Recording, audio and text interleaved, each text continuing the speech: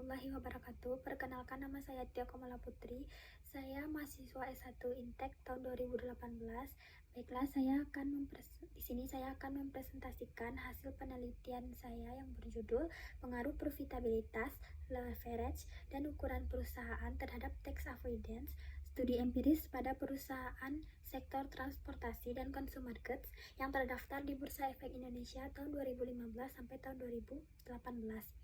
Sebelumnya, saya ingin mengucapkan terima kasih kepada dosen pembimbing saya, yaitu Bapak Haristanu, yang telah membantu saya dalam menyelesaikan skripsi ini. Dan yang kedua, saya juga ingin mengucapkan terima kasih kepada dosen penelaah saya yang nantinya akan memberikan kritik dan saran terhadap skripsi ini. Nah, selanjutnya pembahasan dari skripsi ini yang pertama yaitu ada bab 1-nya ada pendahuluan, di bab 2-nya ada landasan teori, di bab 3-nya ada metodologi penelitian, di bab 4-nya ada hasil dan pembahasan, serta di bab 5-nya ada kesimpulan dan saran. Latar belakang dari penelitian ini yaitu pajak yang merupakan kontribusi wajib kepada negara yang terutang oleh orang pribadi atau badan dengan bersifat memaksa berdasarkan undang-undang dan tidak mendapat imbalan secara langsung yang digunakan untuk keperluan negara. Ini adalah pengertian pajak menurut Undang-Undang Nomor 28 Tahun 2007. Selanjutnya yaitu pemerintah tentunya menginginkan penerimaan dari sektor pajak mengalami peningkatan setiap tahunnya. Namun ada fenomena perbedaan kepentingan antara wajib pajak dengan pemerintah sehingga mengindikasi adanya aktivitas penghindaran pajak atau tax avoidance. Tax avoidance sendiri yaitu suatu tindakan melakukan pengurangan atau meminimalkan kewajiban pajak secara berhati-hati. Praktek tax avoidance ini menjadi suatu dilema bagi pemerintah karena meskipun bersifat legal, namun strategi yang diterapkan perusahaan ini nantinya akan merugikan negara. Rumusan masalah dari penelitian ini adalah yang pertama, apakah profitabilitas berpengaruh terhadap penghindaran pajak? Yang kedua, apakah leverage berpengaruh terhadap penghindaran pajak? Dan yang ketiga adalah apakah ukuran perusahaan berpengaruh terhadap penghindaran pajak perusahaan. Selanjutnya, tujuan dari penelitian ini adalah untuk menguji secara empiris pengaruh profitabilitas terhadap penghindaran pajak perusahaan dan menguji secara empiris pengaruh leverage dan ukuran perusahaan terhadap praktek penghindaran pajak perusahaan. Dan untuk manfaat penelitian ini diharapkan dapat memberikan manfaat teoritis, yaitu berupa bukti empiris mengenai pengaruh profitabilitas, leverage, dan ukuran perusahaan terhadap tax avoidance, serta menambah pengetahuan di bidang akuntansi perpajakan, khususnya mengenai faktor yang dapat mempengaruhi tax avoidance, dan diharapkan dapat memberikan tambahan informasi, wawasan, dan referensi di lingkungan akademik sebagai salah satu upaya untuk memperkaya literatur dan memperdalam bidang yang diteliti. Selanjutnya, penelitian ini diharapkan memberikan manfaat praktis, yaitu memberikan informasi kepada pemerintah tentang pengaruh variabel profitabilitas, leverage, dan ukuran perusahaan terhadap tax avoidance. Harapannya, informasi tersebut dapat digunakan pemerintah untuk memperhatikan hal-hal apa saja yang digunakan oleh perusahaan untuk melakukan tax avoidance.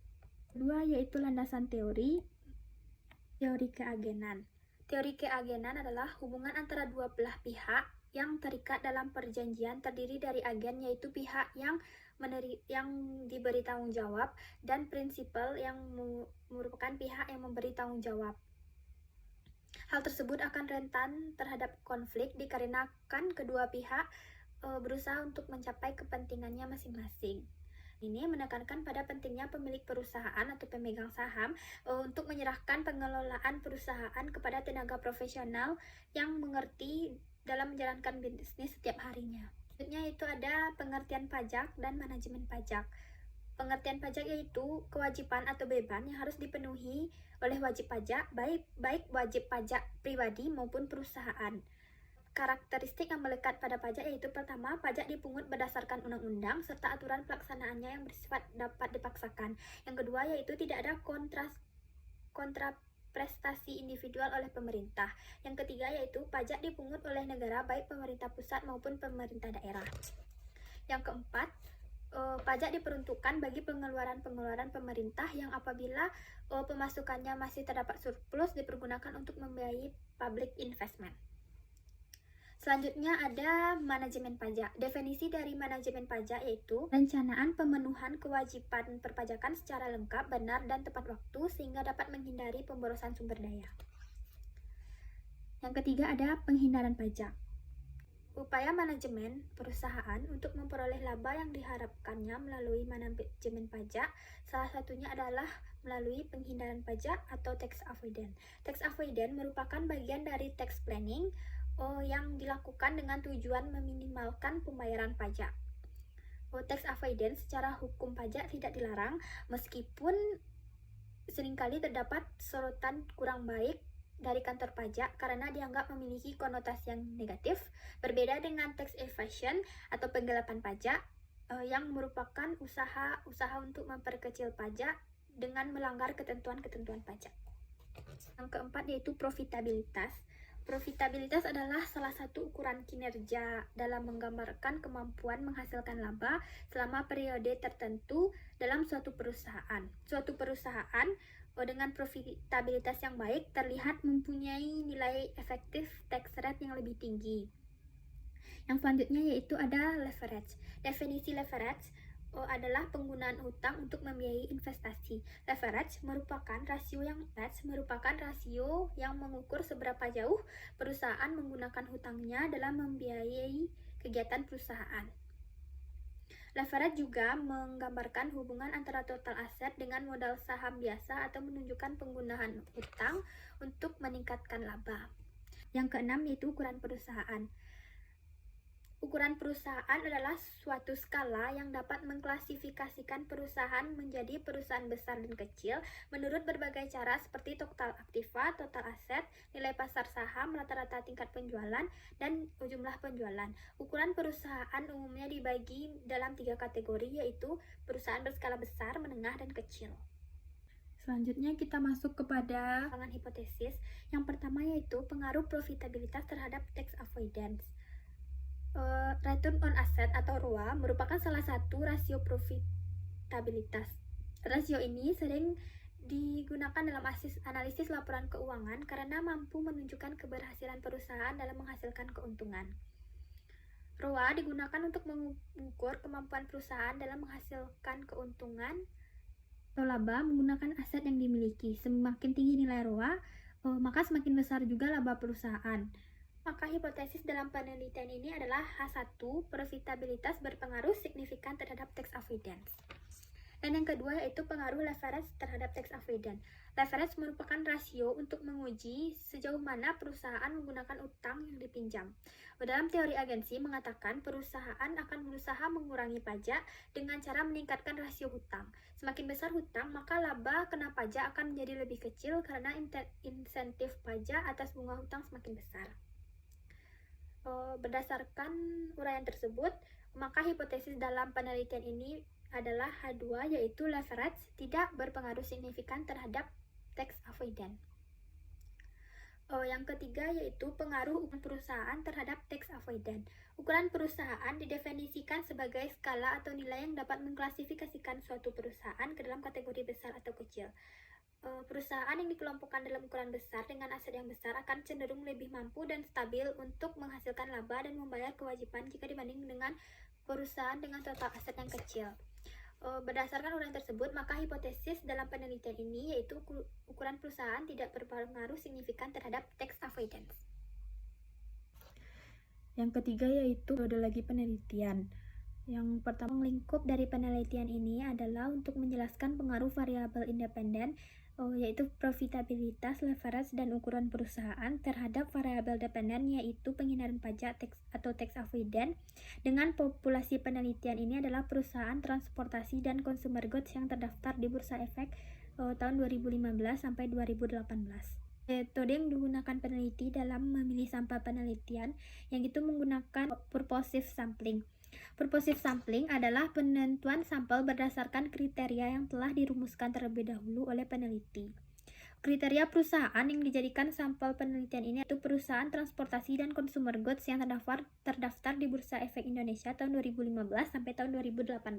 Yang kedua yaitu perusahaan tersebut sudah terdaftar di BEI dari tahun sebelum tahun pengamatan. Yang ketiga yaitu perusahaan tidak ada listing atau keluar dari BEI selama periode pengamatan. Yang keempat yaitu perusahaan menggunakan mata uang rupiah agar kriteria pengukuran nilai mata uangnya sama. Yang kelima yaitu perusahaan dengan nilai laba yang positif agar tidak mengakibatkan nilai efektif tax rate atau ETR terdistorsi.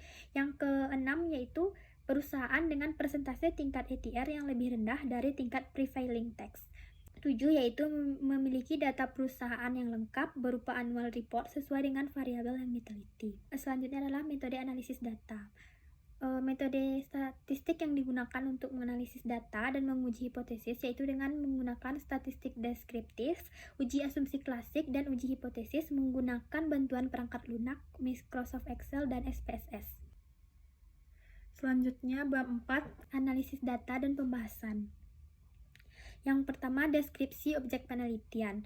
Perusahaan yang menjadi objek penelitian ini adalah perusahaan sektor transportasi dan consumer goods yang terdaftar di Bursa Efek Indonesia tahun 2015 sampai tahun 2018. Sampel yang berhasil diperoleh dalam penelitian ini adalah sebanyak 19 perusahaan dengan total 76 laporan keuangan. Sampel dalam penelitian ini dipilih secara purposive sampling sehingga sampel tersebut dapat mempresentasikan tujuan dari penelitian. Selanjutnya yaitu analisis data. Yang pertama adalah analisis data statistik deskriptif. Statistik deskriptif memberikan informasi gambaran nilai minimum dan nilai maksimum, rata-rata dan standar deviasi dari masing-masing variabel yang diuji dalam penelitian ini. Hasil analisis deskriptif dengan menggunakan SPSS menghasilkan output. Yang pertama yaitu profitabilitas, merupakan variabel independen pertama dalam penelitian ini, diukur menggunakan return on asset atau ROA untuk mengetahui seberapa besar efisiensi perusahaan dalam mengelola asetnya sehingga memperoleh laba. Berdasarkan output SPSS di atas, variabel profitabilitas atau ROA menunjukkan jumlah sampel sebanyak 76 yang diperoleh selama tahun 2015 sampai 2018 memiliki nilai minimum pada variabel ini adalah 0,01 yang dimiliki oleh perusahaan PT Adi Sarana Armada Tbk pada tahun 2015. Hal ini berarti PT Adi Sarana Armada Tbk pada tahun 2015 memiliki persentase laba paling rendah dibandingkan dengan perusahaan sampel lainnya. Nilai maksimum pada tabel profitabilitas ini adalah 0,3 yang dimiliki oleh perusahaan PT Hanjaya Mandala Sampurna Tbk pada tahun 2016. Hal ini berarti PT Hanjaya Mandala Sampurna Tbk pada tahun 2016 memiliki persentase laba paling tinggi dibandingkan dengan perusahaan sampel lainnya. Rata-rata jumlah persentase laba bersih perusahaan terhadap pengenaan pajak adalah sebesar 0,10105 dan standar deviasinya sebesar 0,070514. Nilai MEAN tersebut memiliki nilai yang lebih besar daripada standar deviasinya, sehingga variasi pada nilai profitabilitas atau ROA dari perusahaan sampel tergolong relatif stabil dan penyimpangan data yang terjadi relatif kecil. Yang kedua yaitu leverage. Leverage merupakan variabel independen kedua dalam penelitian ini yang diukur dengan menggunakan debt to equity ratio atau DER untuk mengukur seberapa jauh perusahaan menggunakan utang untuk membiayai kegiatan investasi. Berdasarkan output SPSS di atas, variabel leverage atau DER menggunakan jumlah sampel sebanyak 76 diperoleh selama tahun 2015 sampai tahun 2018. Nilai minimum pada variabel ini adalah 0,08 yang dimiliki oleh perusahaan PT Industri Jamu dan Farmasi Sido Muncul Tbk pada tahun 2015 dan tahun 2016. Hal ini berarti PT Industri Jamu dan Farmasi Sido Muncul Tbk pada tahun 2015 dan tahun 2016 memiliki persentase utang yang lebih rendah dibandingkan dengan perusahaan sampel lainnya. Nilai maksimum pada variabel ini adalah sebesar 2,68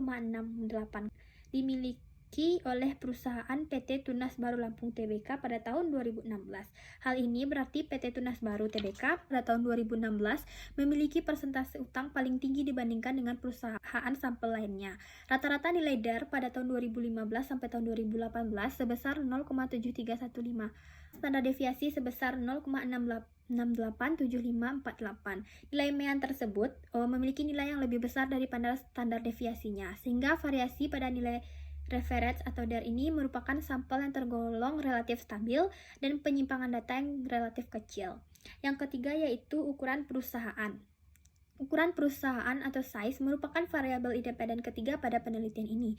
Jumlah sampel N yang dimiliki sebanyak 76 yang diperoleh selama tahun 2015 sampai tahun 2018 yang menunjukkan nilai minimum size perusahaan sebesar 1.338.967,5 juta yang dimiliki oleh perusahaan PT Akasa Wira International Tbk pada tahun 2015.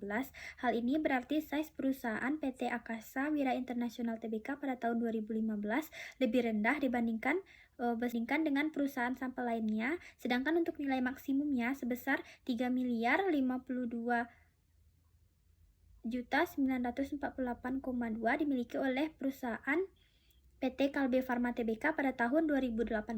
Nilai rata-rata size adalah 2.448.220,45 dengan standar deviasi sebesar 604,914,8 juta. Sehingga nilai MEAN tersebut memiliki nilai yang lebih besar dari standar deviasinya, sehingga variasi pada nilai ukuran perusahaan atau size dari perusahaan sampel tergolong relatif stabil dan penyimpangan data yang terjadi relatif kecil.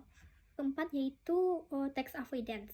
Tax avoidance merupakan variabel dependen dalam penelitian ini yang diukur menggunakan tax avoidance rates atau TAR untuk melihat seberapa besar penghindaran pajak yang dilakukan oleh suatu perusahaan. Penelitian ini menggunakan sampel sebanyak 76 data yang diperoleh selama tahun 2015 sampai tahun 2018 yang menunjukkan nilai minimum sebesar min 5 yang dimiliki oleh PT Adi Sarana Armada Tbk pada tahun 2015.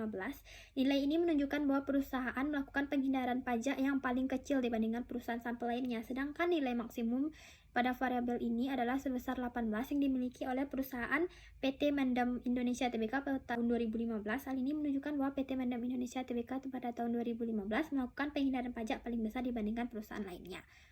Nilai rata-rata tax avoidance rate adalah 0,553 dengan standar deviasinya 4,5735. Nilai MEAN tersebut lebih kecil dari standar deviasinya, sehingga variasi nilai tax avoidance rates pada perusahaan sampel tergolong tidak stabil dan memiliki kemungkinan penyimpangan data yang cukup besar. Selanjutnya adalah uji asumsi klasik. Uji asumsi klasik dilakukan untuk menguji kelayakan model regresi dalam penelitian ini. Uji asumsi yang digunakan dalam penelitian ini meliputi uji normalitas, uji multikolinearitas, uji heteroskedastisitas, dan uji autokorelasi. Yang pertama yaitu uji normalitas. Normalitas dalam penelitian ini dilakukan dengan beberapa cara, yaitu dengan melihat pp-plot dan uji statistik non-parametrik one sample Kolmogorov-Smirnov.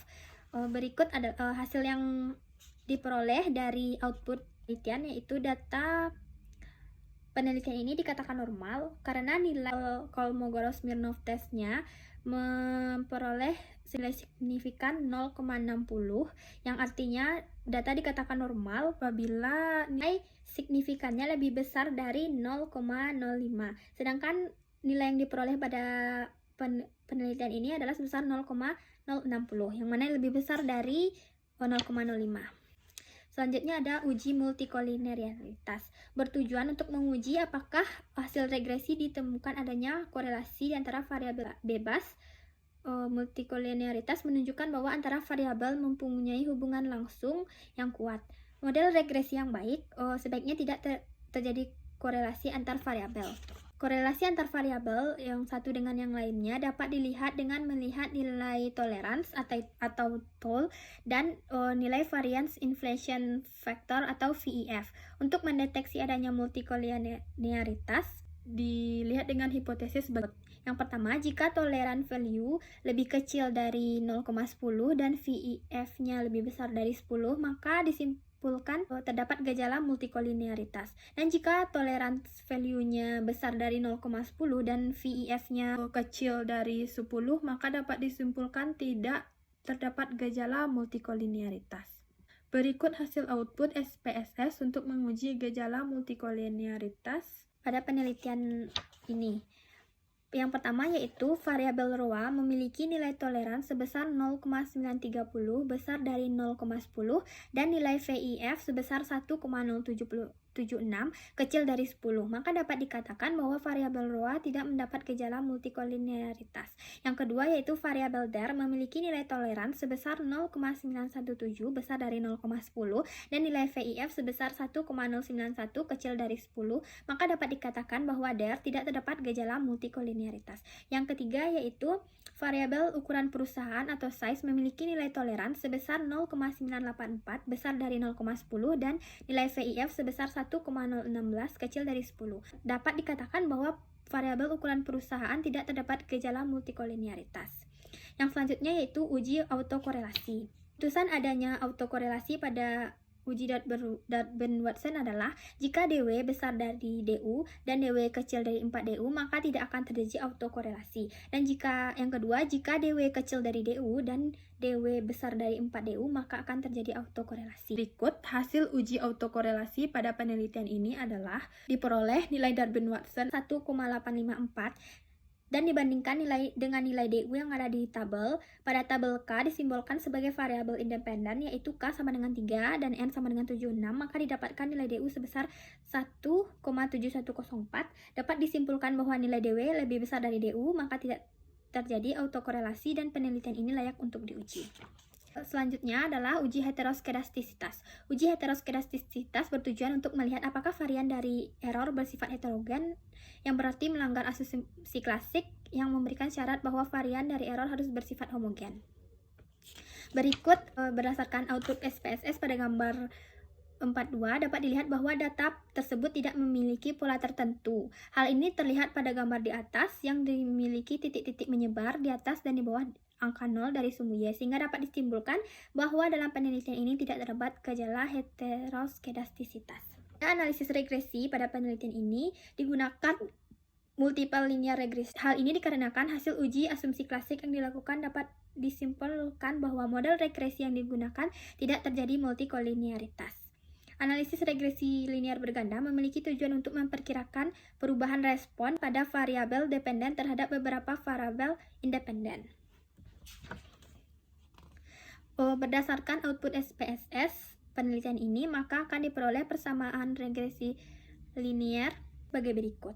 Yang pertama, hasil dari analisis regresi linear berganda di atas dapat dilihat bahwa nilai konstanta sebesar 4,570, konstanta sebesar 4,570 menandakan bahwa jika variabel independen konstan, maka rata-rata penghindaran pajak adalah sebesar 4,570. Yang kedua yaitu variabel ρ memiliki koefisien regresi sebesar 0,325, artinya setiap peningkatan satu satuan ρ akan menaikkan tax avoidance sebesar 0,325.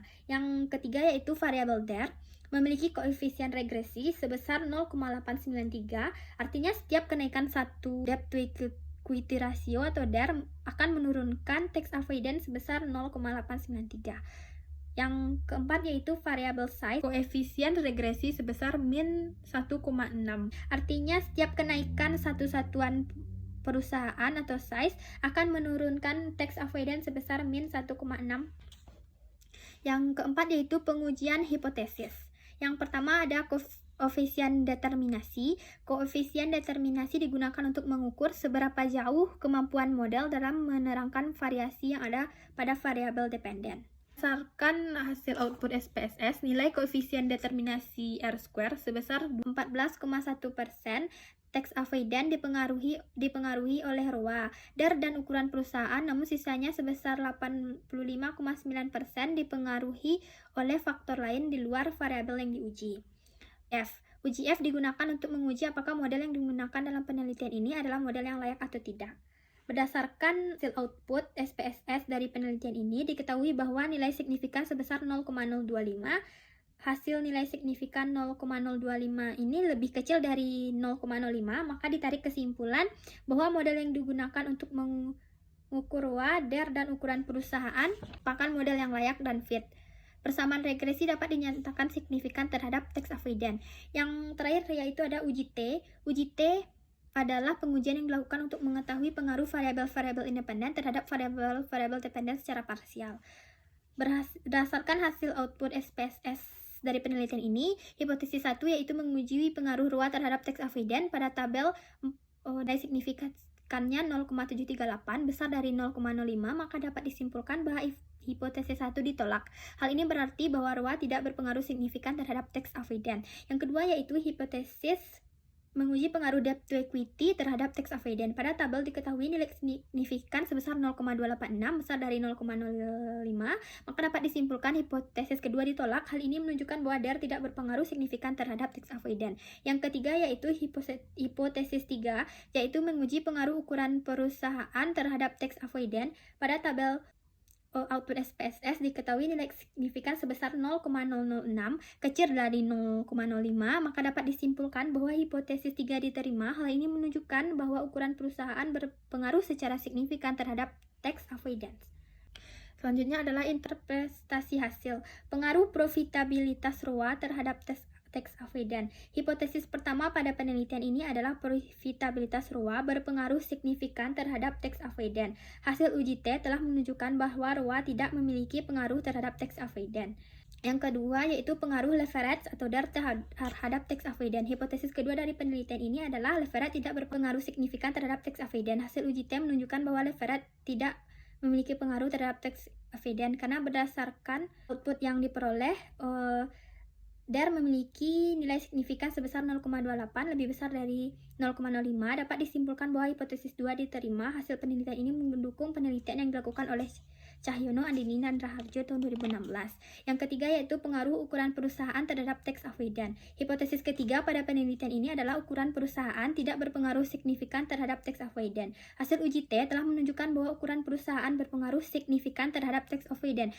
Karena berdasarkan output SPSS penelitian, tepat ukuran perusahaan memiliki nilai signifikan sebesar 0,006 lebih kecil dari alfa 0,05, jadi dapat disimpulkan bahwa hipotesis 3 ditolak. Selanjutnya ada bab 5 penutup. Yang pertama ada kesimpulan. Berdasarkan pengujian yang telah dilakukan untuk mengetahui pengaruh profitabilitas, leverage, dan ukuran perusahaan terhadap tax avoidance pada perusahaan sektor transportasi dan consumer good yang tercatat di Bursa Efek Indonesia tahun 2015 sampai tahun 2018, peneliti menyimpulkan bahwa variabel profitabilitas tidak memiliki pengaruh yang signifikan terhadap tax avoidance. Hal ini sejalan dengan penelitian yang dilakukan oleh Permata, Nurlela, dan Masyito tahun 2018 yang menyatakan bahwa profitabilitas tidak berpengaruh terhadap tax avoidance. Variabel reference pada penelitian ini juga tidak memiliki pengaruh yang signifikan terhadap tax avoidance. Penelitian ini konsisten dengan penelitian yang dilakukan oleh Susilowati, Dewi, dan Wijayanti 2020. Tidak ditemukan adanya pengaruh leverage terhadap tax avoidance. Pada variabel ukuran perusahaan, pada penelitian ini memiliki pengaruh yang signifikan terhadap tax avoidance. Hal ini sejalan dengan penelitian yang dilakukan oleh Dewinta dan Setiawan tahun 2017 yang mengatakan bahwa ukuran perusahaan berpengaruh terhadap tax avoidance. Keterbatasan penelitian ini adalah yang pertama, perusahaan yang memenuhi kriteria yang digunakan untuk sampel pada penelitian ini relatif sedikit karena periode penelitian akan terdapat banyak perusahaan yang tidak memiliki data lengkap sesuai dengan variabel-variabel yang digunakan. Selain itu, juga terdapat beberapa perusahaan yang mengalami kerugian. Yang kedua, yaitu penelitian yang dilakukan hanya berfokus pada perusahaan sektor transportasi dan consumer good yang terdaftar di Bursa Efek Indonesia. Berdasarkan keterbatasan penelitian yang telah diuraikan di atas, peneliti memberikan saran sebagai berikut. Yang pertama, penelitian selanjutnya sebaiknya menggunakan periode penelitian tertentu dan lebih panjang, sehingga perusahaan yang dapat memenuhi kriteria sebagai sampel nantinya lebih banyak. Penelitian selanjutnya juga diharapkan menggunakan sektor lain, dan penelitian selanjutnya diharapkan menambahkan variabel lain yang bertujuan dapat meningkatkan hasil R-square-nya. Jika hasil R-square-nya lebih tinggi, maka dapat dikatakan pengaruh variabel yang diteliti berpengaruh lebih tinggi dibanding variabel yang tidak diteliti. Sekian hasil presentasi dari penelitian saya. Jika ada kekurangannya, saya mohon maaf. Assalamualaikum warahmatullahi wabarakatuh.